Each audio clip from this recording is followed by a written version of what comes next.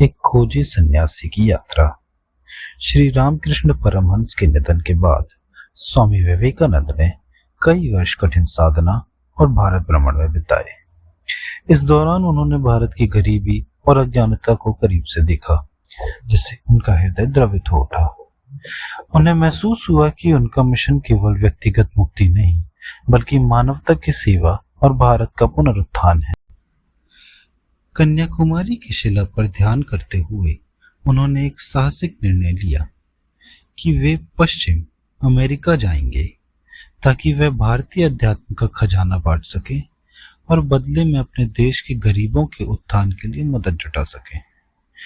अपने गुरु के आशीर्वाद और दैवीय संकेत के बाद 31 मई 1893 को वे मुंबई से अमेरिका के लिए रवाना हुए। जब वो शिकागो पहुंचे तो उन्हें पता चला कि बिना किसी संस्था के प्रमाण पत्र यानी क्रेडेंशियल्स के वे धर्म संसद में शामिल नहीं हो सकते। उनके पास न पर्याप्त पैसा था, न रहने का ठिकाना।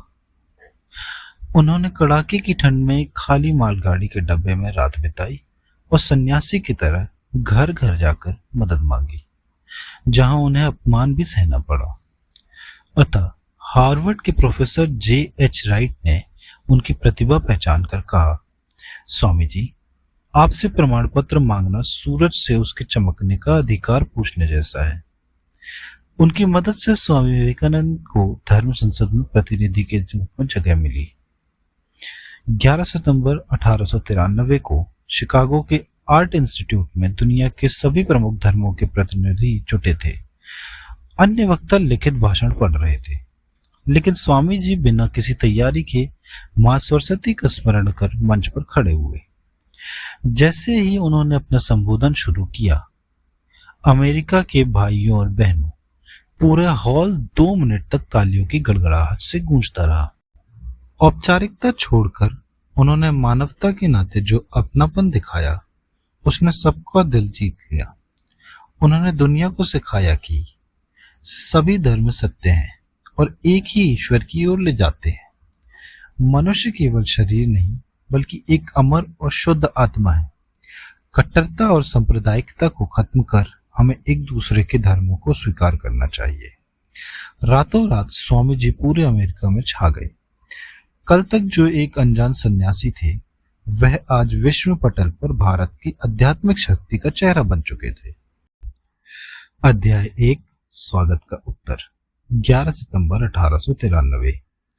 अमेरिका के मेरे प्यारे भाइयों और बहनों, आपने जिस निष्कपट और प्रबल प्रेम के साथ हमारा स्वागत किया है, उसके लिए मेरा हृदय अपार हर्ष से भर गया है। मैं आपको दुनिया की सबसे प्राचीन सन्यासी परंपरा की ओर से धन्यवाद देता हूँ। मैं आपको सभी धर्मों की जननी की ओर से धन्यवाद देता हूँ, और मैं आपको सभी वर्गों और संप्रदायों के करोड़ों हिंदुओं की ओर से धन्यवाद देता हूँ। मैं उन वक्ताओं को धन्यवाद देता हूँ जिन्होंने इस मंच से यह कहा कि दुनिया में सहनशीलता, टॉलरेंस का विचार सुदूर पूर्व के देशों से आया है। मुझे गर्व है कि मैं एक ऐसे धर्म से हूँ जिसने दुनिया को सहनशीलता और सार्वभौमिक स्वीकृति, यूनिवर्सल एक्सेप्टेंस, दोनों का पाठ पढ़ाया है। हम न केवल सभी धर्मों के प्रति सहनशील हैं, बल्कि हम सभी धर्मों को सत्य मानते हैं। मुझे एक ऐसे देश से होने पर गर्व है जिसने पूरी पृथ्वी को सभी जातियों और धर्मों के पीड़ितों और शरणार्थियों को शरण दी है। मुझे आपको यह बताते हुए गर्व हो रहा है कि हमने अपने हृदय में उन इजराइलियों, यहूदियों की पवित्र यादें संजो कर रखी है जिनके मंदिरों को रोमन अत्याचारियों ने तबाह कर दिया था और तब उन्होंने दक्षिण भारत में शरण ली थी। मुझे एक ऐसे धर्म से होने पर गर्व है जिसने महान पारसी समुदाय से बचे हुए लोगों को शरण दी और आज भी उनका पालन पोषण कर रहा है। भाइयों, मैं आपको एक श्लोक की कुछ पंक्तियां सुनाना चाहता हूं, जो मैं बचपन से दोहराता आया हूं और जिसे हर दिन करोड़ों लोग दोहराते हैं। जिस प्रकार विभिन्न धाराएं अलग अलग जगहों से निकलकर अंत में समुद्र में मिल जाती हैं, उसी प्रकार हे प्रभु, मनुष्य अपनी इच्छा के अनुसार जो अलग अलग रास्ते चुनता है, चाहे वह सीधे हो या टेढ़े, वह सब अंत में आप तक ही पहुंचते हैं। यह सम्मेलन, जो आज तक सबसे पवित्र सभाओं में से एक है, अपने आप में गीता के उस अद्भुत उपदेश का प्रमाण है। जो कोई भी मेरी ओर आता है, चाहे वह किसी भी रूप में हो, मैं उसे प्राप्त होता हूं। सभी मनुष्य उन रास्तों पर संघर्ष कर रहे हैं जो अंत में मुझ तक ही आते हैं। सांप्रदायिकता, कट्टरता और इसका भयानक वंशज अंधविश्वास यानी फैनेटिसिज्म लंबे समय से इस खूबसूरत धरती को जकड़े हुए है। इन्होंने इस पृथ्वी को हिंसा से भर दिया है, इसे बार बार मानव रक्त से नहलाया है, सभ्यताओं को नष्ट किया है और पूरे देशों को निराशा में ढकेल दिया है। अगर ये भयानक दानव ना होते तो आज मानव समाज वर्तमान स्थिति से कहीं अधिक उन्नति कर चुका होता। लेकिन अब उनका समय पूरा हो चुका है। मुझे पूरी उम्मीद है कि आज सुबह इस सम्मेलन के सम्मान में जो बिगुल बजा है, वह हर तरह की कट्टरता, तलवार या कलम से होने वाली सभी अत्याचारों को और एक ही लक्ष्य की ओर बढ़ाने वाले मनुष्यों के बीच कड़वाहट का अंत सिद्ध होगा। अध्याय 2, हम असहमत क्यों हैं। 15 सितंबर 1893। मैं आपको एक छोटी सी कहानी सुनाता हूँ। अभी अभी एक वक्ता ने कहा कि हमें एक दूसरे की बुराई बंद करनी चाहिए और उन्हें इस बात का दुख था कि हमारे बीच इतना भेदभाव क्यों है। मैं आपको एक कहानी सुनाता हूँ जो इस भेदभाव का कारण बताएगी। एक मेंढक एक कुएं में रहता था। वह वहां लंबे समय से रह रहा था। वह वहीं पैदा हुआ और बड़ा हुआ, लेकिन फिर भी वह एक छोटा सा मेंढक ही था।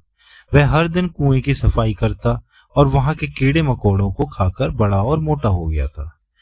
एक दिन एक दूसरा मेंढक जो समुद्र में रहता था उस कुएं में आ गिरा। कुएं के मेंढक ने पूछा, तुम कहां से आए हो? समुद्र के मेंढक ने कहा, मैं समुद्र से आया हूं। समुद्र? वह कितना बड़ा है? क्या वह मेरे कुएं जितना बड़ा है? और कुएं के मेंढक ने एक तरफ से दूसरी तरफ छलांग लगाई।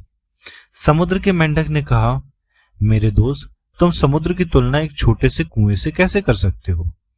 तब कुएं के मेंढक ने एक और बड़ी छलांग लगाई और पूछा, क्या तुम्हारा समुद्र इतना बड़ा है? समुद्र के मेंढक ने कहा, तुम कैसी बेवकूफी भरी बातें कर रहे हो? समुद्र की तुलना अपने कुएं से कर रहे हो। तब कुएं के मेंढक ने कहा, नहीं, मेरे कुएं से बड़ा कुछ नहीं हो सकता। यह आदमी झूठा है, इसको बाहर निकाल दो। हमेशा से यही मुश्किल रही है। मैं एक हिंदू हूं, मैं अपने छोटे से कुएं में बैठा हूं और सोचता हूं कि पूरी दुनिया मेरा छोटा सा कुआं ही है। ईसाई अपने छोटे से कुएं में बैठा है और सोचता है कि पूरी दुनिया उसका कुआं है। मुसलमान अपने छोटे से कुएं में बैठा है और वह उसकी दुनिया है। मैं अमेरिका के लोगों का धन्यवाद करता हूं जो आप हमारी इस छोटी सी दुनिया की दीवारों को तोड़ने का महान प्रयास कर रहे हैं। मुझे उम्मीद है कि भविष्य में ईश्वर आपको आपके मकसद में कामयाब करेगा। अध्याय 3, हिंदू धर्म पर शोध पत्र, पेपर ऑन हिंदुइज्म, 19 सितंबर 1893। दुनिया में आज 3 ऐसे धर्म मौजूद हैं जो प्रागैतिहासिक काल प्री हिस्टोरिक एज से चले आ रहे हैं। हिंदू धर्म, पारसी धर्म और यहूदी धर्म। इन सभी ने इतिहास के भीषण झटके सहे हैं और इन सब का आज भी जीवित रहना ही इनकी आंतरिक शक्ति, इंटरनल स्ट्रेंथ का प्रमाण है। लेकिन जहां यहूदी धर्म ईसाईयत, क्रिश्चियनिटी को आत्मसात करने में विफल रहा और अपनी जन्मभूमि से ही बाहर निकाल दिया गया, और जहां पारसियों की एक मुट्ठी भर आबादी ही उनके महान धर्म की कहानी बताने के लिए बची है, वहीं भारत में एक के बाद एक कई संप्रदाय, सेक्ट्स उठे जिन्होंने वेदों की नींव हिला देने की कोशिश की। लेकिन जैसे समुद्र के किनारे आने वाले भीषण भूकंप के समय पानी कुछ देर के लिए पीछे हटता है, वैसे ही वह लहर बस कुछ पल के लिए पीछे हटी ताकि वह 1000 गुना अधिक शक्ति के साथ वापस लौट सके और उन सभी संप्रदायों को अपनी मातृशक्ति, मदर फेथ के विशाल शरीर में समाहित, आत्मसात और एक मिश्रित, असिमुलेटेड कर ले। वेदांत दर्शन की उन ऊंची आध्यात्मिक उड़ानों से लेकर जिसके सामने विज्ञान की आधुनिक खोजें केवल एक गूंज, एकोस की तरह लगती हैं, मूर्ति पूजा के सरल विचारों और विभिन्न पौराणिक कथाओं तक, बौद्ध धर्म के अज्ञेयवाद, एग्नोस्टिसिज्म और जैनों के नास्तिकतावाद, एथिज्म तक हिंदू धर्म में हर किसी के लिए स्थान है। तब प्रश्न यह उठता है कि ये वह साझा केंद्र, कॉमन सेंटर कहाँ है, जहां यह सभी अलग अलग दिशाओं वाली रेखाएं मिलती हैं। वह साझा आधार कहाँ है जिस पर यह सभी विरोधाभास, कॉन्ट्रडिक्शंस टिके हैं। इसका उत्तर देने का मैं प्रयास करूंगा। हिंदू अपना धर्म वेदों की रहस्यमयी वाणी से प्राप्त करता है। हिंदू मानते हैं कि वेद कोई पुस्तक नहीं, बल्कि वह आध्यात्मिक सत्यों का वह भंडार है जिनकी ना कोई शुरुआत है और ना अंत। यह सुनने में आपको अजीब लग सकता है कि एक पुस्तक का कोई अंत या शुरुआत नहीं है, लेकिन वेदों से मेरा तात्पर्य शब्द नहीं, मेरा तात्पर्य है उन आध्यात्मिक कानूनों, स्पिरिचुअल लॉज से है जो अलग अलग समय पर अलग अलग लोगों द्वारा खोजे गए। जिस तरह गुरुत्वाकर्षण, ग्रेविटी का नियम खोजे जाने से पहले भी काम करता था और अगर मनुष्य से भूल भी जाए तो भी वह काम करता रहेगा, वैसे ही आध्यात्मिक दुनिया के नियम भी हमेशा से मौजूद हैं। आत्मा और आत्मा के बीच का संबंध, आत्मा और आत्माओं के पिता ईश्वर के बीच का संबंध, यह नियम खोजे जाने से पहले भी थे, वहीं थे और हमेशा वहीं रहेंगे। इन कानूनों को खोजने वाले ऋषि कहलाए गए और हम उन्हें पूर्ण सिद्ध पुरुषों के रूप में सम्मानित करते हैं। मुझे इस श्रोता वर्ग को बताते हुए गर्व हो रहा है कि उनमें से कुछ महानतम ऋषि महिलाएं थीं। यहाँ यह कहा जा सकता है कि कानूनों के रूप में इनका कोई अंत नहीं हो सकता, लेकिन उनकी शुरुआत तो होने ही चाहिए थी। वेद हमें सिखाते हैं कि सृष्टि का ना कोई आदि है ना अंत। विज्ञान ने यह प्रमाणित किया है कि ब्रह्मांड की कुल ऊर्जा हमेशा एक समान रहती है। तो फिर यदि ऐसा समय था जब कुछ भी मौजूद नहीं था, तो यह सारी प्रकट ऊर्जा कहाँ थी? कुछ लोग कहते हैं कि यह ईश्वर में एक संभावित रूप में थी। उस स्थिति में ईश्वर कभी संभावित और कभी गतिशील होता, जो उसे एक परिवर्तनशील बना देता। हर परिवर्तनशील चीज एक मिश्रण, कंपाउंड होती है और हर मिश्रण को उस बदलाव से गुजरना पड़ता है जिसे विनाश कहा जाता है। इस प्रकार ईश्वर की मृत्यु हो जाएगी, जो कि हास्यास्पद है। इसलिए ऐसा कोई समय कभी नहीं था जब सृष्टि मौजूद नहीं थी। यदि मुझे एक उपमा देने की अनुमति दी जाए तो सृष्टि और सृष्टिकर्ता दो ऐसी रेखाएं हैं जिनका ना कोई आदि है और ना अंत, और जो एक दूसरे के समांतर चल रही हैं। ईश्वर वह सदैव सक्रिय विधान है जिसकी शक्ति से अव्यवस्था में से एक के बाद एक विश्व तंत्र विकसित हो सक रहे हैं, कुछ समय के लिए चलाए जा रहे हैं और फिर से नष्ट कर दिए जा रहे हैं। यही वह बात है जो एक ब्राह्मण बालक प्रतिदिन दोहराता है। सूर्य और चंद्रमा को भगवान ने पिछले कल्प के सूर्य और चंद्रमा की तरह ही बनाया है और यह आधुनिक विज्ञान से भी मेल खाता है। यहां मैं खड़ा हूं और यदि मैं अपनी आंखें बंद कर लूं और अपने अस्तित्व को महसूस करने की कोशिश करूं, मैं, तो मेरे सामने क्या विचार आता है? एक शरीर का विचार। तो क्या मैं भौतिक पदार्थों के मिश्रण के अलावा कुछ भी नहीं हूं? वेद घोषणा करते हैं नहीं, मैं एक शरीर में रहने वाली आत्मा हूं। मैं शरीर नहीं हूं। शरीर मर जाएगा, लेकिन मैं नहीं मरूंगा। यहां मैं इस शरीर में हूं, वह गिर जाएगा, लेकिन मैं जीवित रहूंगा। मेरा एक अतीत भी था। आत्मा बनाई नहीं गई थी, क्योंकि सृजन बनाने का अर्थ है एक मिश्रण, जिसका मतलब है भविष्य में होने वाला विनाश। यदि आत्मा बनाई गई होती तो इससे मरने ही पड़ता। कुछ लोग सुखी पैदा होते हैं, पूर्ण स्वस्थ और सुंदर शरीर, मानसिक शक्ति का आनंद लेते हैं और उनकी सारी जरूरतें पूरी होती हैं। दूसरे लोग दुखी पैदा होते हैं, किसी के हाथ या पैर नहीं होते, तो कुछ लोग मूर्ख होते हैं जो केवल एक कष्टपूर्ण अस्तित्व को ढोते हैं। क्यों? यदि उन सभी को बनाया गया है तो एक न्यायप्रिय और दयालु ईश्वर ने एक को सुखी और दूसरे को दुखी क्यों बनाया?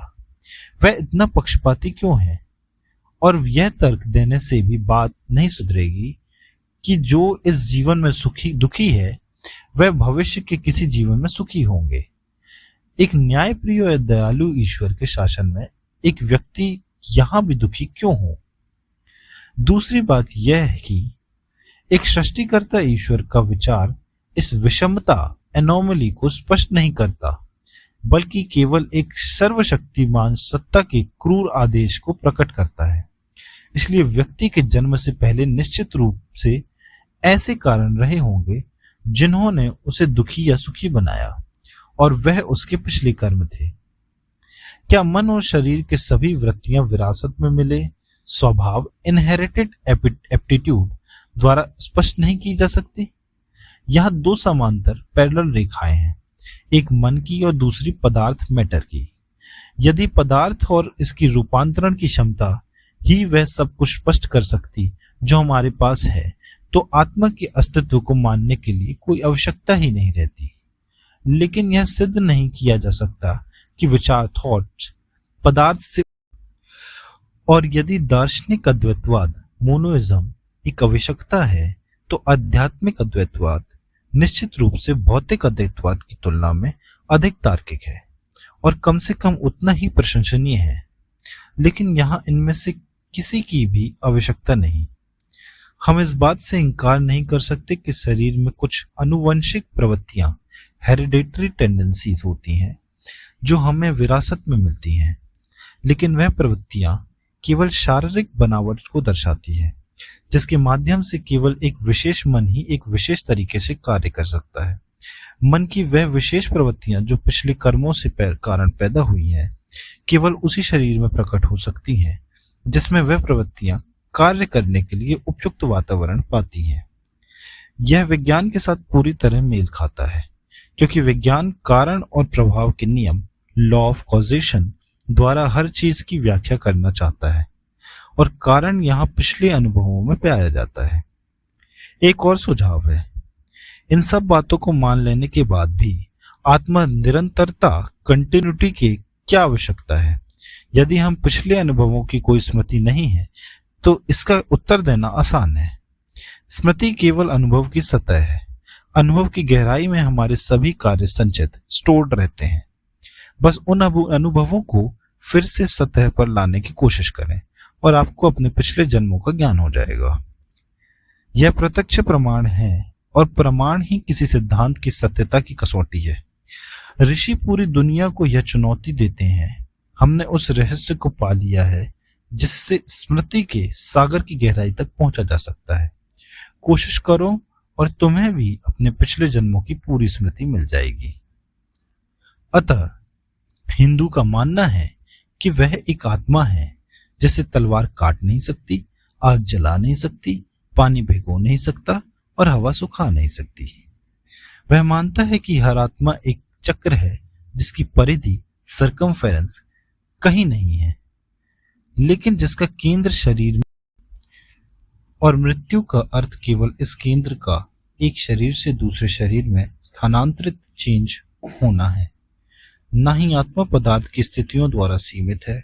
अपने स्वरूप में यह स्वतंत्र, मुक्त, पवित्र, शुद्ध और पूर्ण है, लेकिन किसी न किसी तरह यह खुद को पदार्थ के साथ बंधा हुआ पाती है और खुद को पदार्थ ही समझने लगती है। फिर वह मुक्त, पूर्ण, शुद्ध सत्ता जड़ मैटर के बंधन में क्यों रहे? यह अगला प्रश्न है। वह पूर्ण आत्मा इस भ्रम में कैसे पड़ सकती है कि वह अपूर्ण है?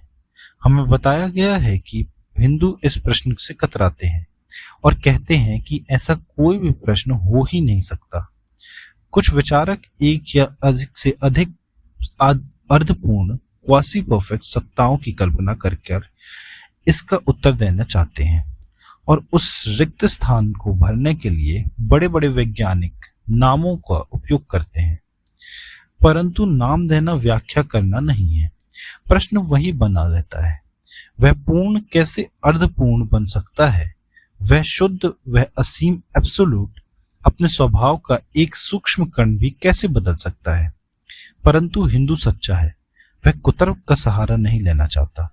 वह इतना साहसी है कि इस प्रश्न का सामना पौरुष के साथ करे और उसका उत्तर है, मैं नहीं जानता। मैं नहीं जानता कि वह पूर्ण सत्ता, वह आत्मा स्वयं को अपूर्ण कैसे मानने लगी, वह जड़ से कैसे जुड़ गई और इसकी सीमाओं में कैसे बंध। परंतु यह एक तथ्य तो है ही, यह हर किसी की चेतना में एक तथ्य है कि व्यक्ति स्वयं को शरीर समझता है। हिंदू यह समझाने का प्रयास नहीं करता कि कोई स्वयं को शरीर क्यों समझता है। यह उत्तर देना कि यह ईश्वर की इच्छा है, कोई व्याख्या नहीं। यह उससे अधिक कुछ नहीं है जो हिंदू कहता है मैं नहीं जानता। खैर, तो मानव आत्मा शरीर सनातन और उस अमर है, पूर्ण और अनंत है, और मृत्यु का अर्थ केवल एक शरीर से दूसरे शरीर में केंद्र का परिवर्तन है। वर्तमान हमारे पिछले कार्यों द्वारा निर्धारित होगा और भविष्य हमारा वर्तमान द्वारा। आत्मा जन्म से जन्म और मृत्यु से मृत्यु तक विकसित होती रहेगी या पीछे गिरती रहेगी। परंतु यहाँ एक और प्रश्न है, क्या मनुष्य तूफान में फंसी एक नन्ही नाव है जो एक क्षण में फेनिल लहर के शिकार पर उठती है और अगले ही क्षण एक भयावह खाई में पटक दी जाती है, तो अच्छे और बुरे कर्मों की दया पर इधर उधर लुढ़क रही है। कार्य कारण की एक कभी न थमने वाली, कभी न रुकने वाली, समझौता न करने वाली धारा में फंसा एक शक्तिहीन असहाय मलबा, एक छोटा सा पतंगा कार्य कारण के उस चक्र के नीचे पिसा जा रहा है, जो अपने मार्ग में आने वाली हर चीज को कुचलता हुआ आगे बढ़ता जाता है, और न विधवा के आंसुओं की प्रतीक्षा करता है और न अनाथ की पुकार की। इस विचार के से हृदय बैठ जाता है। फिर भी प्रकृति का यही नियम है। क्या कोई आशा नहीं है? क्या कोई बचाव नहीं है? निराशा के अंतस्थल में से यही चीख उठी है। वह दया के सिंहासन तक पहुंची और आशा तथा सांत्वना के शब्द नीचे आए और उन्होंने एक वैदिक ऋषि को प्रेरित किया, और वह ऋषि संसार के सामने खड़ा हुआ और तुरही जैसे बुलंद आवाज में एक मंगलमय समाचारों की घोषणा की। सुनो ओ अमृत के पुत्रों, यहां तक कि तुम भी जो उच्च लोकों में निवास करते हो, मैं उस पुरातन पुरुष को पा लिया है जो समस्त अंधकार और समस्त मोह से परे है। केवल उन्हें जानकर ही तुम बार बार की मृत्यु से बच सकोगे। अमृत के पुत्रों, कितना मधुर, कितना आशाजनक नाम है। भाइयों, मुझे आपको इस मधुर नाम से पुकारने की अनुमति दें। अमृत के उत्तराधिकारी। हाँ, हिंदू आपको पापी कहने से इनकार करता है। आप ईश्वर की संतान हैं, अमर आनंद के भागीदारी हैं, पवित्र और पूर्ण आत्माएं हैं। आप इस पृथ्वी का साक्षात देवता हैं। पापी? मनुष्य को ऐसा कहना पाप है। यह मानव स्वभाव पर एक स्थायी कलंक है। उठो ओ शेरों, और इस भ्रम के झटक कर फेंक दो कि आप भेड़ हैं। आप अमर आत्माएं हैं, मुक्त, धन्य और शाश्वत आत्माएं हैं। आप जड़, मैटर नहीं हैं। आप शरीर नहीं हैं। जड़ आपका सेवक है, आप जड़ के सेवक नहीं हैं। इस प्रकार वेद किसी क्षमाहीन नियमों के भयानक संयोजन की घोषणा नहीं करते, ना ही कार्य कारण के किसी अंतहीन कारगर की, बल्कि यह बताते हैं कि इन सभी नियमों के शीर्ष पर पदार्थ और शक्ति के प्रत्येक कण में और उसके माध्यम से वह एक स्थित है जिसकी आज्ञा से वायु बहती है, अग्नि जलती है, बादल बरसते हैं और मृत्यु पृथ्वी का विचरण करती है। और उसका स्वभाव क्या है? वह सर्वत्र है, शुद्ध और निराकार है, सर्वशक्तिमान और अत्यंत दयालु है। तुम हमारे पिता हो, तुम हमारी माता हो, तुम हमारे प्रिय मित्र हो, तुम समस्त शक्ति के स्रोत हो, हमें शक्ति दो। तुम ही वह हो जो ब्रह्मांड का भार वहन करते हो। इस जीवन के छोटे से भार को सहने में मेरी सहायता करो। ऐसा वेदों के ऋषियों ने गाया था। और उसकी पूजा कैसे की जाए? प्रेम के माध्यम से। उसकी पूजा परम प्रिय के रूप में की जानी चाहिए, जो इस जीवन को और अगले जीवन की हर चीज से अधिक प्रिय हो। कृष्ण और निष्काम प्रेम का सिद्धांत। यह वेदों में घोषित प्रेम का सिद्धांत है, और आइए देखें कि कृष्ण द्वारा इसे कैसे पूर्ण रूप से विकसित और सिखाया गया है, जिन्हें हिंदू पृथ्वी पर ईश्वर का अवतार मानते हैं। उन्होंने सिखाया कि मनुष्य को इस संसार में कमल के पत्ते के समान रहना चाहिए, जो पानी में उगता है लेकिन पानी से कभी गीला नहीं होता। इसी प्रकार मनुष्य को संसार में रहना चाहिए। उसका हृदय ईश्वर के प्रति और उसका हाथ काम के प्रति समर्पित होना चाहिए। इस लोक या परलोक में पुरस्कार की आशा में ईश्वर से प्रेम करना अच्छा है, लेकिन प्रेम के लिए ईश्वर से प्रेम करना और भी बेहतर है। और प्रार्थना इस प्रकार है, हे प्रभु, मुझे न धन चाहिए, न संतान, न विद्या। यदि तुम्हारी यही इच्छा है तो मैं जन्म जन्मांतर तक भटकता रहूं, लेकिन मुझे यह वरदान दो कि मैं पुरस्कार की आशा के बिना तुमसे प्रेम कर सकूं। प्रेम के लिए निस्वार्थ भाव से प्रेम। कृष्ण के शिष्यों में से एक, जो उस समय भारत के सम्राट युधिष्ठिर थे, उन्हें उनके शत्रुओं द्वारा उनके राज्य से निकाल दिया गया था और उन्हें अपनी रानी के साथ हिमालय के एक जंगल में शरण लेनी पड़ी थी। वहां एक दिन रानी ने उनसे पूछा कि उनके जैसा सबसे गुणी व्यक्ति इतना कष्ट क्यों पा रहा है। युधिष्ठिर ने उत्तर दिया, देखो महारानी, ये हिमालय कितने भव्य और सुंदर है, प्रेम का सौदा नहीं और मुक्ति का मार्ग। वह कितने भव्य हैं, मैं उनसे प्रेम करता हूँ। वह मुझे कुछ नहीं देते, लेकिन मेरा स्वभाव है भव्य और सुंदर से प्रेम करना है, इसलिए मैं उनसे प्रेम करता हूँ। इसी प्रकार मैं ईश्वर से प्रेम करता हूँ। वह समस्त सौंदर्य, समस्त दिव्यता का स्रोत है।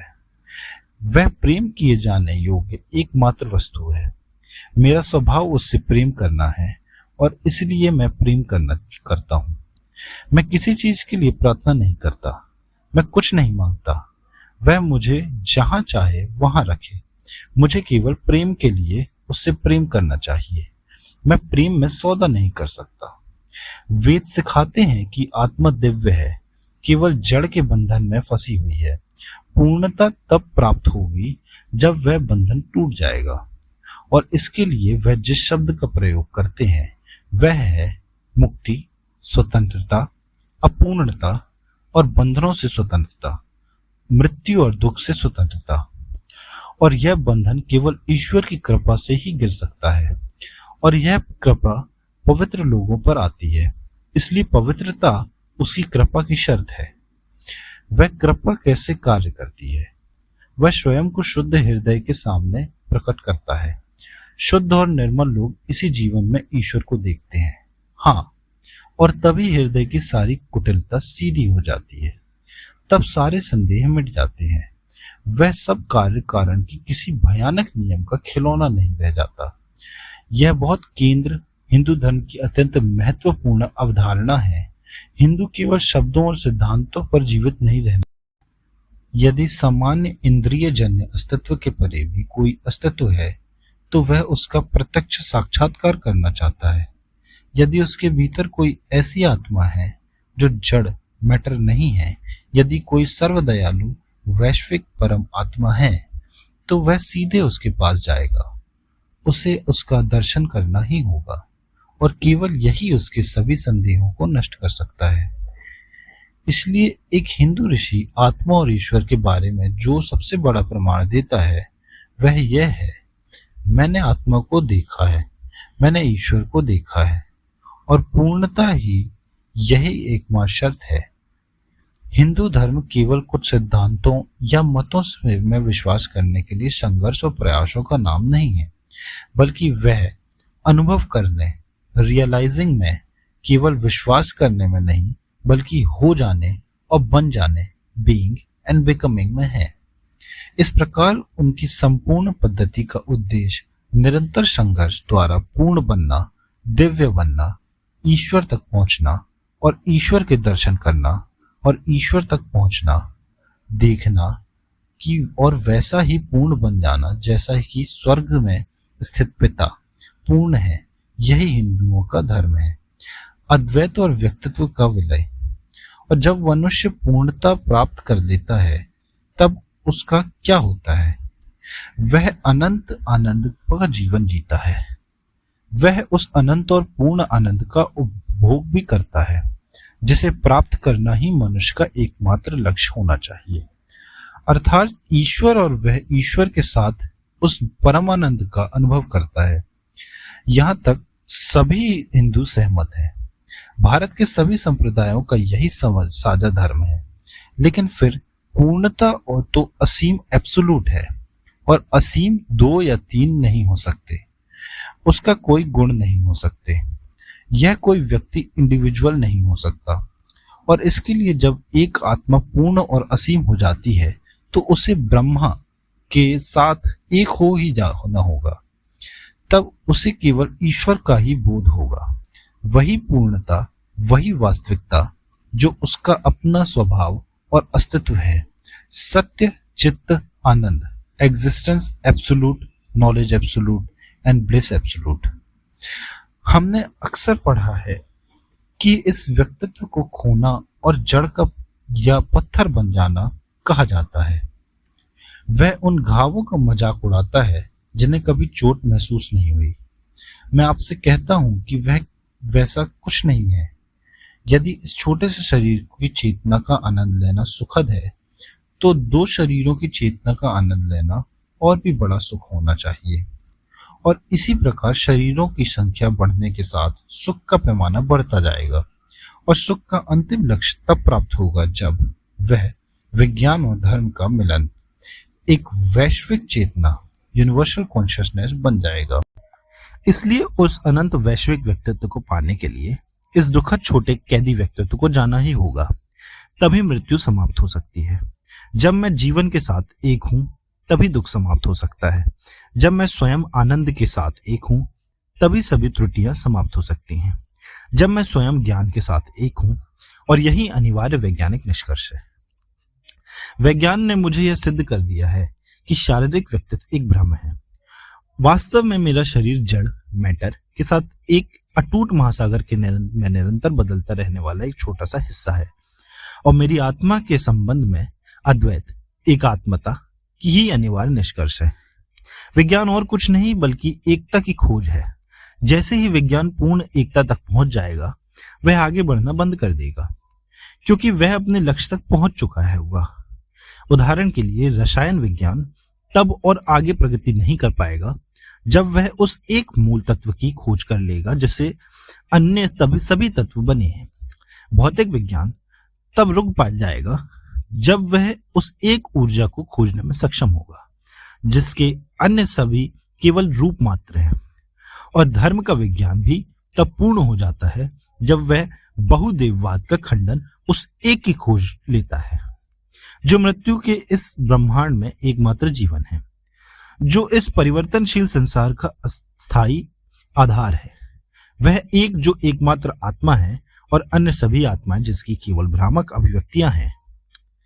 इस प्रकार अनेकता और द्वैत के माध्यम से ही उस अंतिम एकता, यूनिटी तक पहुंचा जा सकता है। धर्म इससे आगे नहीं जा सकता। यही समस्त विज्ञान का लक्ष्य है। दीर्घकाल में सभी विज्ञानों को इसी निष्कर्ष पर पहुंचना होगा। आज के विज्ञान शब्द का अर्थ सृष्टि, क्रिएशन नहीं बल्कि अभिव्यक्ति, मैनिफेस्टेशन है। और हिंदू केवल इस बात से प्रसन्न है कि जिसे वह युगों से अपने हृदय में संजोए हुए है, उसे ही सब विज्ञान की नवीनतम निष्कर्षों के प्रकाश में और अधिक प्रभावशाली भाषा में सिखाया जा रहा है। अब हम दर्शन की ऊंचाइयों से उतरकर अज्ञानियों के धर्म की ओर आते हैं। प्रारंभ में ही मैं आपको बता दूं कि भारत में कोई बहुदेववाद, पॉलीथीज्म नहीं है। प्रत्येक मंदिर में यदि कोई खड़ा होकर सुने तो वह पाएगा कि भक्त ईश्वर की सभी गुणों को, जिसमें सर्वव्यापकता भी शामिल है, उन प्रतिमाओं पर लागू कर रहे हैं। यह बहुदेववाद नहीं है और ना ही हीनोथीज्म शब्द इस स्थिति की व्याख्या कर सकता है। गुलाब को किसी भी अन्य नाम उतनी ही मीठी खुशबू देगा। नाम सृष्टिकरण नहीं होते।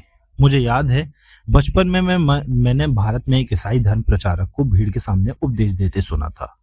वह उन्हें कई मीठी मीठी बातें बता रहे थे, जिनमें से यह भी थी कि अगर वह अपनी छड़ी से उनकी मूर्ति का प्रहार करे तो वह क्या कर सकती है।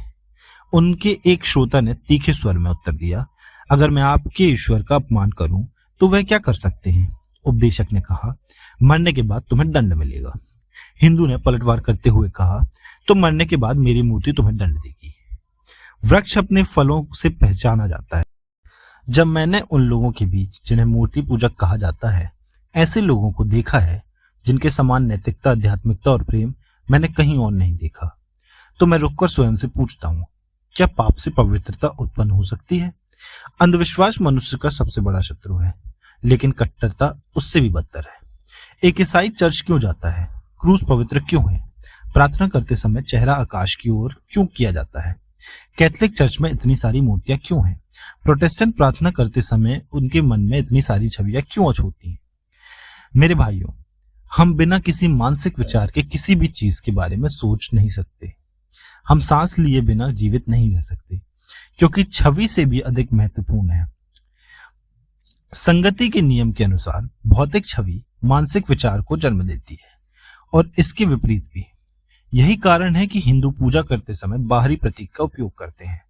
वे आपको बताएंगे कि इससे उनका मन उस सत्ता पर केंद्रित रहता है जिसकी वे प्रार्थना करते हैं। वे भी आपकी तरह जानते हैं कि छवि ईश्वर नहीं है, सर्वव्यापी नहीं है। आखिरकार लगभग पूरी दुनिया के लिए सर्वव्यापकता का क्या अर्थ है? यह महज एक शब्द, एक प्रतीक है। क्या ईश्वर का कोई भौतिक क्षेत्र है? यदि नहीं, तो जब हम सर्वव्यापी शब्द दोहराते हैं तो हम केवल विस्तृत आकाश या अंतरिक्ष के बारे में ही सोचते हैं, बस इतना ही। जैसे हम पाते हैं कि किसी न किसी तरह हमारी मानसिक संरचना के नियमों के अनुसार हम अनंतता के अपने विचारों को नीले आकाश या समुद्र की छवि से जोड़ना पड़ता है, वैसे ही हम स्वाभाविक रूप से पवित्रता के अपने विचार को चर्च, मस्जिद या क्रॉस की छवि से जोड़ते हैं। हिंदुओं के ने पवित्रता, शुद्धता, सत्य, सर्वव्यापकता और ऐसे ही अन्य विचारों को विभिन्न छवियों और रूपों से जोड़ा है। लेकिन अंतर यह है कि कुछ लोग अपना पूरा जीवन चर्च की मूर्ति को समर्पित कर देते हैं और कभी उससे ऊपर नहीं उठते, क्योंकि उनके साथ धर्म का अर्थ है कुछ सिद्धांतों को बौद्धिक रूप से स्वीकार करना और अपने साथियों का भला करना। हिंदू धर्म का पूर्ण सार आध्यात्मिक अनुभूति पर केंद्रित है। मनुष्यों को ईश्वर का अनुभव करके ही देवीय बनना है। मूर्तियां, मंदिर, गिरजाघर या पुस्तकें केवल उसकी आध्यात्मिक अवस्था के आधार और सहायक तत्व हैं, परंतु उसे निरंतर प्रगति करनी ही होगी। उसे कहीं रुकना नहीं चाहिए। शास्त्र कहते हैं, बाहरी उपासना, भौतिक उपासना सबसे निचला स्तर है। ऊंचा उठने का प्रयास, मानसिक प्रार्थना अगला स्तर है, परंतु सर्वोच्च स्तर वह है जब प्रभु का अनुभव हो जाता है। मार्क, वही गंभीर व्यक्ति जो मूर्ति के सामने घुटने टेक रहा है, तुमसे कहता है सूर्य, चंद्रमा, तारे, बिजली या जिसे हम अग्नि कहते हैं, वह सब उसे व्यक्त नहीं कर सकते। उसी के द्वारा वे सब प्रकाशमान होते हैं, परंतु वह किसी मूर्ति की निंदा नहीं करता और ना ही उसकी उपासना को पाप कहता है। वह इससे जीवन का एक आवश्यक चरण मानता है। बच्चा ही मनुष्य का पिता होता है। क्या किसी बूढ़े व्यक्ति के लिए यह कहना उचित होगा कि बचपन पाप है या जवानी पाप है? यदि कोई व्यक्ति किसी मूर्ति की सहायता से अपने दैवीय स्वरूप को जान ले, तो क्या उसे पाप कहना उचित? और ना ही उस अवस्था को पार कर लेने के बाद भी उसे गलत कहना उचित होगा। हिंदू धर्म में मनुष्य वह भ्रम से सत्य की ओर नहीं, बल्कि सत्य से सत्य की ओर हो, निम्नतम सत्य से उच्चतर सत्य की ओर यात्रा करते हैं। उनके अनुसार निम्नतम अंधविश्वास से लेकर उच्चतम निरपेक्षवाद तक सभी धर्म मानव आत्मा द्वारा अनंत को समझने और अनुभव करने के अनेक प्रयास हैं, जिनमें से प्रत्येक अपने जन्म और संगति के परिस्थितियों से निर्धारित होता है, और इनमें से प्रत्येक प्रगति का एक चरण है, और प्रत्येक आत्मा एक युवा बाज की तरह है जो ऊंचाई पर उड़ता हुआ अधिकाधिक शक्ति एकत्रित करता हुआ गौरवशाली सूर्य तक पहुंचता है। विविधता में एकता प्रकृति का नियम है और हिंदू धर्म ने इसे पहचान लिया है। अन्य सभी धर्म कुछ निश्चित सिद्धांतों के निर्धारित करते हैं और समाज को उन्हें अपनाने के लिए बाध्य करने का प्रयास करते हैं। वे समाज के सामने केवल एक ही प्रकार का वस्त्र प्रस्तुत करते हैं जो जैक, जॉन और हेनरी सभी पर समान रूप से फिट होना चाहिए। यदि वह जॉन या हेनरी पर फिट नहीं होता तो उसे अपने शरीर को ढकने के लिए बिना वस्त्र के ही रहना पड़ता है। हिंदुओं ने यह खोज लिया है कि परम सत्य को सापेक्ष के माध्यम से ही अनुभव किया जा सकता है, उस पर विचार किया जा सकता है या उसे व्यक्त किया जा सकता है, और प्रतिमाएं, क्रॉस और अर्धचंद्र मात्र एक प्रतीक है। आध्यात्मिक विचारों को धारण करने के लिए मात्र कुछ आधार है। यह आवश्यक नहीं कि यह सहायता सभी के लिए अनिवार्य हो, लेकिन जिन्हें इसकी आवश्यकता नहीं, उन्हें यह कहने का कोई अधिकार नहीं है कि यह गलत है, ना ही यह हिंदू धर्म में अनिवार्य है। एक बात मैं आपको अवश्य बता दूं, भारत में मूर्ति पूजा का अर्थ कोई भयानक बात नहीं है। यह वेश्याओं की जननी नहीं है, बल्कि यह अविकसित मन द्वारा उच्च आध्यात्मिक सत्यों को समझने का प्रयास है। हिंदुओं को में भी दोष है, कभी कभी अपवाद भी होते हैं, लेकिन ध्यान रहे वे हमेशा अपने शरीर को कष्ट देने के पक्ष में होते हैं, ना कि अपनी पड़ोसी को गला काटने के। यदि कोई हिंदू कट्टरपंथी स्वयं को चिता पर जलाता है तो वह कभी भी धर्म न्याय की आग नहीं प्रज्वलित करता, और इसे भी उसके धर्म पर नहीं थोपा जा सकता। ठीक उसी प्रकार जैसे डायनों के जलने को ईसाई धर्म पर नहीं थोपा जा सकता।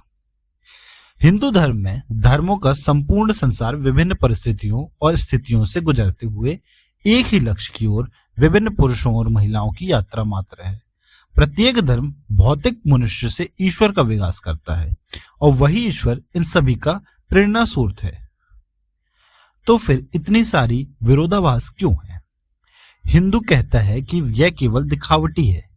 विरोधाभास एक ही सत्य के विभिन्न प्रकृति की बदलती परिस्थितियों के अनुरूप ढलने से उत्पन्न होते हैं। यह वही प्रकाश है जो शीशों से होकर आता है, विभिन्न रंगों के, और छोटे छोटे बदलाव अनुकूल के लिए आवश्यक हैं, परंतु हर चीज के मूल में एक ही सत्य विद्यमान है। भगवान ने कृष्ण अवतार में हिंदू से कहा है, मैं प्रत्येक धर्म में मोतियों की माला में पिरोए धागे के समान विद्यमान हूँ। जहां कहीं भी तुम असाधारण पवित्रता और असाधारण शक्ति को मानवता का उत्थान और शुद्धिकरण करते हुए देखो, जान लो कि मैं वहां हूं। और इसका परिणाम क्या हुआ? मैं संसार को चुनौती देता हूं कि वह संस्कृत दर्शन की संपूर्ण प्रणाली में ऐसा कोई कथन खोजे जिसमें यह कहा गया हो कि केवल हिंदू ही उद्धार पाएगा, अन्य नहीं। व्यास कहते हैं, हम अपनी जाति और पंथ से परे भी पूर्ण पुरुष मिलते हैं। एक और बात, फिर हिंदू जिसका संपूर्ण विचार प्रधान ईश्वर में केंद्रित है, अज्ञेयवादी बौद्ध धर्म या नास्तिक जैन धर्म में कैसे विश्वास कर सकता है?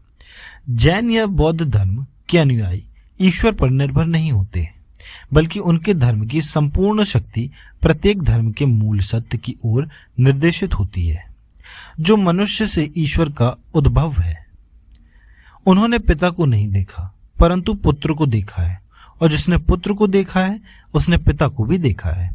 भाइयों, यह हिंदू के धार्मिक विचारों का संक्षिप्त विवरण है। हिंदू धर्म भले ही अपनी सभी योजनाओं को पूरा करने में विफल रहा हो, लेकिन यदि कोई भी सार्वभौमिक धर्म अस्तित्व में आना है तो वह ऐसा धर्म होगा जो स्थान या समय की सीमाओं से बंधा ना हो, जो उस ईश्वर के समान अनंत हो जिसका वह प्रचार करेगा, और जिसका सूर्य कृष्ण और ईसा मसीह के लिए अनुयायियों पर, संतों और पापियों पर समान रूप से चमकेगा, जो ब्राह्मणवादी या बौद्ध, ईसाई या मुस्लिम नहीं होगा, बल्कि इन सभी का सार होगा, और फिर भी विकास के लिए अनंत गुंजाइशें रखेगा, जो अपनी व्यापकता में अपनी अनंत बाहों में प्रत्येक मनुष्य को समाहित करेगा और उसके लिए स्थान पाएगा, चाहे वह पशुवश अवस्था से कुछ ही दूर हो या फिर वह सर्वोच्च मनुष्य हो जो अपने मस्तिष्क और हृदय के गुणों से लगभग मानवता से ऊपर उठ खड़ा हो और समाज को उसके प्रति श्रद्धा और उसके मानवीय स्वभाव पर संदेह करने पर मजबूर कर दे।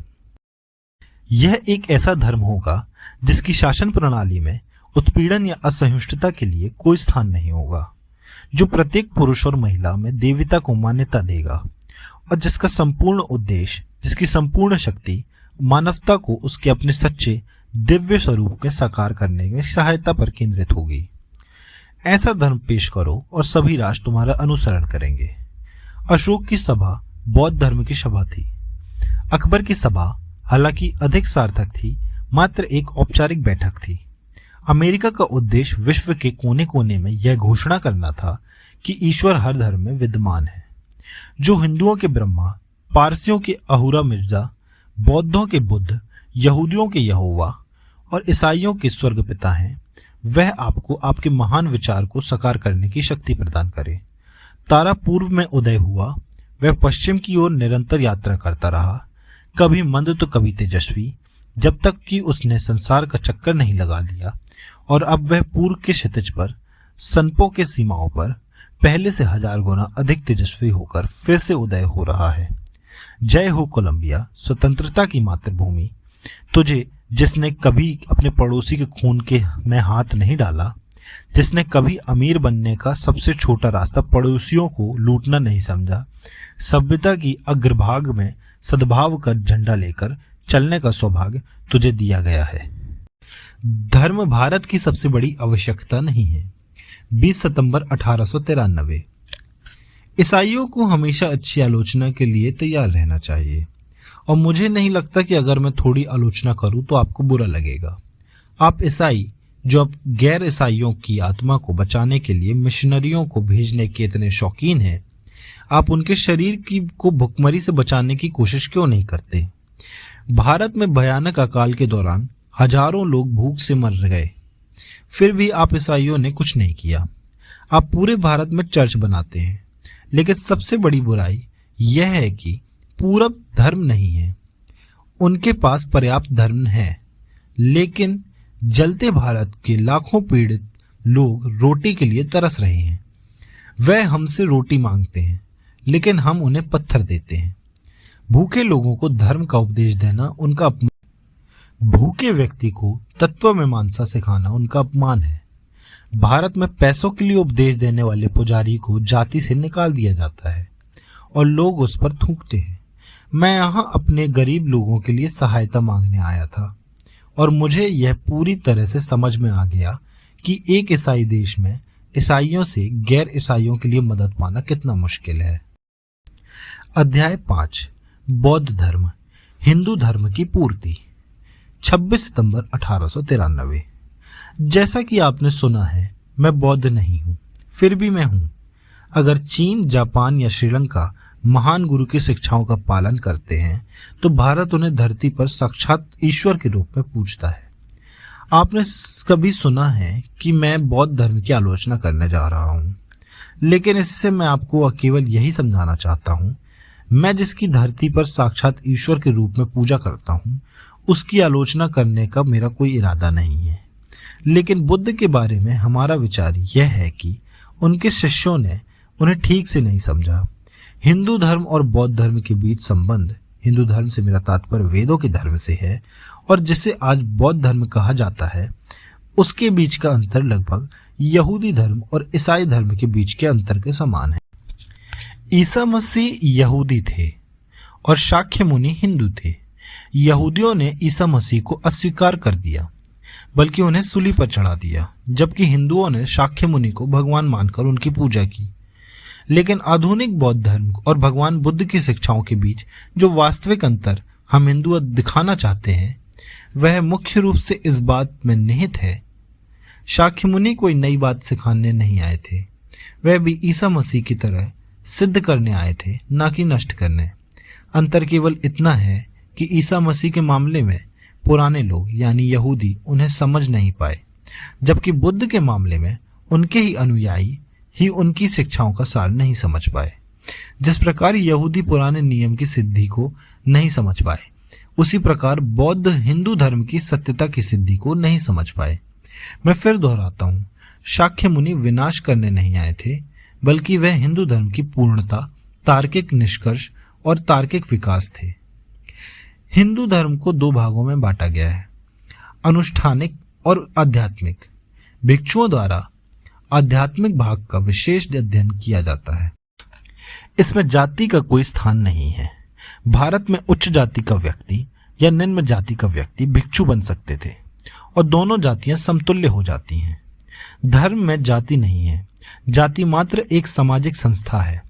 स्वयं शाक्य मुनि एक भिक्षु थे और यह उनकी महानता थी कि उन्होंने वेदों के गुप्त रहस्यों को प्रकट करने और उन्हें विश्व भर में फैलाने का साहस दिखाया। वे विश्व के पहले व्यक्ति थे जिन्होंने धर्म प्रचार को व्यवहार में लाया। वास्तव में वे धर्म परिवर्तन का विचार उत्पन्न करने वाले पहले व्यक्ति थे। गुरु बुद्ध की महान महिमा सभी के प्रति, विशेषकर अज्ञानी और गरीबों के प्रति उनकी अद्भुत सहानुभूति में निहित है। उनके कुछ शिष्य ब्राह्मण थे। जब बुद्ध शिक्षा दे रहे थे तब भारत में संस्कृत बोलचाल की भाषा नहीं रही थी। यह केवल विद्वानों की पुस्तक में ही पाई जाती थी। बुद्ध के कुछ ब्राह्मण शिष्यों ने उनकी शिक्षाओं का संस्कृत में अनुवाद करना चाहा, लेकिन उन्होंने स्पष्ट रूप से उन्हें कहा, मैं गरीबों और आम लोगों के लिए हूँ, मुझे उनकी भाषा में बोलने दो, जनता की। और इसलिए आज भी उनकी अधिकांश शिक्षाएं भारत में उस समय की बोलचाल की भाषा में ही हैं। दर्शन शास्त्र की स्थिति चाहे जो भी हो, तत्व मीमांसा की स्थिति चाहे जो भी हो, जब तक संसार में मृत्यु जैसी कोई चीज है, जब तक मनुष्य के हृदय में कमजोरी जैसी कोई चीज है, जब तक मनुष्य के हृदय से उसकी कमजोरी में एक ही पुकार निकलती है, तब तक ईश्वर में आस्था बनी रहेगी। दार्शनिक पक्ष में महान गुरु के शिष्यों ने वेदों के चतुष्पाई शिलाखंडों से संघर्ष किया पर उन्हें तोड़ नहीं सके। वहीं दूसरी ओर उन्होंने राष्ट्र से उस शाश्वत ईश्वर को छीन लिया जिससे हर कोई, चाहे पुरुष हो या स्त्री, अत्यंत श्रद्धापूर्वक जुड़ा रहता है। परिणाम स्वरूप भारत में बौद्ध धर्म का स्वाभाविक अंत हो गया। आज भारत जो बौद्ध धर्म की जन्मभूमि है, मैं एक भी व्यक्ति स्वयं को बौद्ध नहीं कहता, लेकिन साथ ही ब्राह्मणवाद ने कुछ खो दिया। वह सुधारवादी उत्साह, वह अद्भुत सहानुभूति और परोपकारिता जो बौद्ध धर्म लेकर आया था। जनता के बीच यह धारणा इतनी प्रबल हो गई थी कि भारतीय समाज इतना महान बन गया था कि उस समय के भारत के बारे में लिखने वाले एक यूनानी इतिहासकार ने यह कहा था कि कोई भी हिंदू झूठ नहीं बोलता था और कोई भी हिंदू महिला अपवित्र नहीं मानी जाती थी। हिंदू धर्म बौद्ध धर्म के बिना नहीं रह सकता, न ही बौद्ध धर्म हिंदू धर्म के बिना। तब समझिए कि इस अलगाव ने हमें क्या दिखाया है कि बौद्ध ब्राह्मणों के ज्ञान और दर्शन के बिना नहीं रह सकते, न ही ब्राह्मण बौद्ध के हृदय के बिना। बौद्ध और ब्राह्मणों के बीच यही अलगाव भारत का पतन का कारण है। यही कारण है कि भारत में 3 करोड़ भिखारी हैं और यही कारण है कि भारत पिछले 1000 वर्षों से आक्रमणकारियों का गुलाम रहा है। तो आइए ब्राह्मणों की अद्भुत बुद्धि को गुरु के हृदय, उनकी महान आत्मा और उनकी अद्भुत मानवीकरण शक्ति से जोड़ें। अध्याय 6, अंतिम सत्र में संबोधन। 27 सितंबर 1893। विश्व धर्म संसद एक साकार वास्तविकता बन चुकी है और दयालु पिता ने इसे अस्तित्व में लाने के लिए परिश्रम करने वालों को सहायता की है और उनके निस्वार्थ परिश्रम को सफलता से परिपूर्ण किया है। उन महान आत्माओं को मेरा धन्यवाद जिनके विशाल हृदय और सत्य के प्रति प्रेम ने सबसे पहले इस अद्भुत सपने को देखा और फिर उसे साकार किया। उदार भावनाओं की उस वर्षा को मेरा धन्यवाद जिसने इस मंच के पर श्रोताओं की संख्या अत्यधिक बढ़ गई है। मैं इस प्रबुद्ध श्रोतागण का उनके निरंतर स्नेह और धर्मों के बीच मतभेदों को दूर करने वाले प्रत्येक विचार की सराहना के लिए हार्दिक धन्यवाद देता हूँ। इस सामंजस्य में कभी कभी कुछ अटपटे स्वर भी सुनाई दिए। मैं उन्हें विशेष धन्यवाद देता हूँ क्योंकि उनके तीखे विरोधाभास ने समग्र सामंजस्य को और भी मधुर बना दिया। धार्मिक एकता की एक साझा आधार पर बहुत कुछ कहा जा चुका है। मैं अपनी कोई राय नहीं देना चाहता, लेकिन अगर यहाँ कोई यह उम्मीद करता है कि यह एकता किसी एक धर्म की विजय और बाकी धर्मों के विनाश से आएगी, तो मैं उससे कहता हूँ, भाई, तुम्हारी यह उम्मीद नामुमकिन है। क्या मैं चाहता हूँ कि ईसाई हिंदू बन जाए? बिल्कुल नहीं। क्या मैं चाहता हूँ कि हिंदू या बौद्ध ईसाई बन जाए? बिल्कुल नहीं। बीज को जमीन में बोया जाता है और उसके चारों ओर मिट्टी, हवा और पानी डाला जाता है। क्या बीज मिट्टी, हवा या पानी बन जाता है? नहीं, वह एक पौधा बनता है। अपने विकास के नियम के अनुसार बढ़ता है, हवा, मिट्टी और पानी को आत्मसात करता है, उन्हें पौधे के पदार्थों में परिवर्तित करता है और एक पौधे के रूप में विकसित होता है। धर्म के मामले में भी यही बात लागू होती है। ईसाई को हिंदू या बौद्ध नहीं बनना चाहिए, न ही हिंदू या बौद्ध को ईसाई बनना चाहिए, बल्कि प्रत्येक को दूसरे की भावना को आत्मसात करना चाहिए और साथ ही अपनी विशिष्टता को बनाए रखने हुए और स्वयं के विकास के लिए अनुसार आगे बढ़ना चाहिए। यदि धर्म संसद में विश्व को कुछ दिखाया है तो वह यह है, इसने विश्व को सिद्ध कर दिया है कि पवित्रता, शुद्धता और परोपकार किसी भी धर्म को अनन्य अधिकार नहीं है और प्रत्येक धर्म ने सर्वोच्च चरित्र वाले पुरुषों और महिलाओं को जन्म दिया है।